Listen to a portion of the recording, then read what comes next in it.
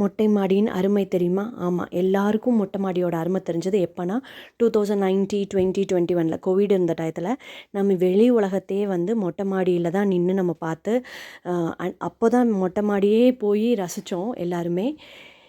இப்போ மொட்டை மாடி போனால் கூட அந்த கோவிட் டயத்தில் நம்ம மேலே போய் நின்று என்ஜாய் பண்ணதெல்லாம் ஞாபகம் வரும். ஏன்னா அப்போல்லாம் 144 போட்டிருக்கையில் வெளியில் போக முடியாது.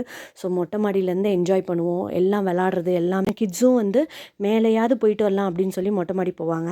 இப்போயுமே என்னோடய ஸ்ட்ரெஸ் பர்ஸ்டர் வந்து நான் ரொம்ப கவலையாக இருந்தேன், மொட்டை மாடிக்கு போயிட்டு நல்ல ஒரு டீப் பிரெத் எடுத்துகிட்டு வானத்தை பார்த்து கொஞ்சம் நேரம் நின்றுட்டு அப்புறம் ஒரு ½ ஸ்லோ வாக் பண்ணால் எனக்கு அப்படி ஒரு ரிலீஃபாக இருக்கும். நீங்களும் இதே மாதிரி பண்ணுற ஒருத்தரா? Then hit like and subscribe. If you like this video, like, share and subscribe.